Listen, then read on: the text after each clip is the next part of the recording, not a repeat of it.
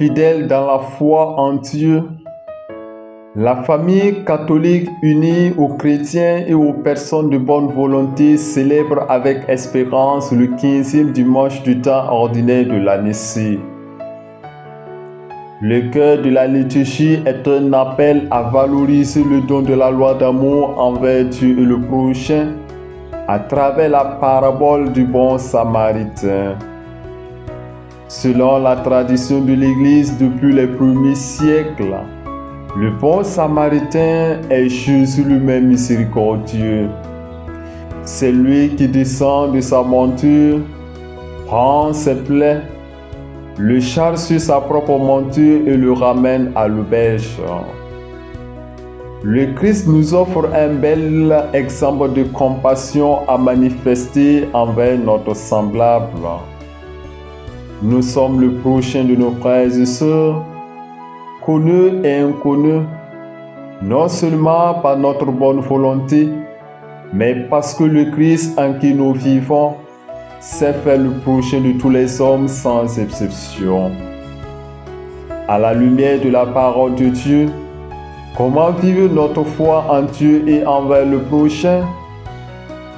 L'histoire de la parabole du bon samaritain nous engage à construire notre existence sur la vérité, la transparence, la compassion et la miséricorde de Dieu.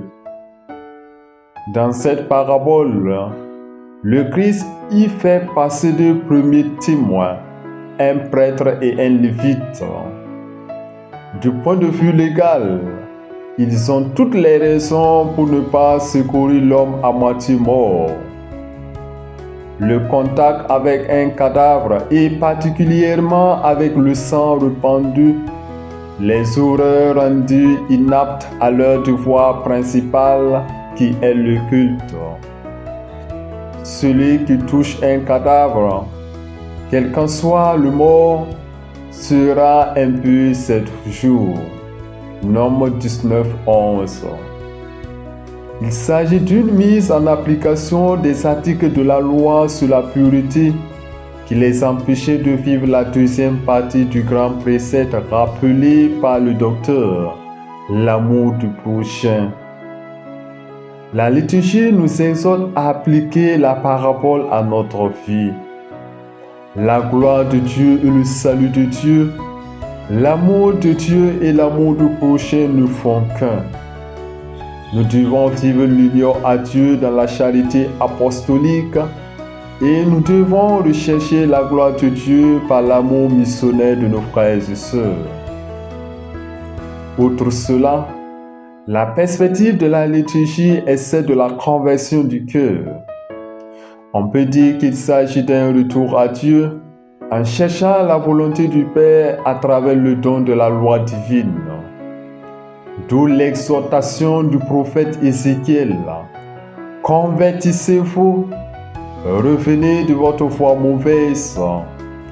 Pourquoi mourir, maison d'Israël? Ézéchiel 33:11. La conversion est toujours nécessaire car elle pointe vers la totalité de la personne pour constituer un peuple vraiment saint et consacré à Dieu. La conversion continuelle est le fruit de notre don définitif à Dieu pour nous rendre plus disponibles au service des autres. Pour exprimer cette conversion intérieure, certaines formes de pénitence sont nécessaires. Il appartient à chaque membre du corps du Christ de choisir librement pour que soit manifestée la générosité de notre réponse à la parole de Dieu. Avec cette liturgie, supplions le Christ de nous donner la grâce de la charité missionnaire et chrétienne pour comprendre toujours mieux les aspirations du monde blessé et pour promouvoir la justice qui rend le monde plus humain et plus fraternel. Amen.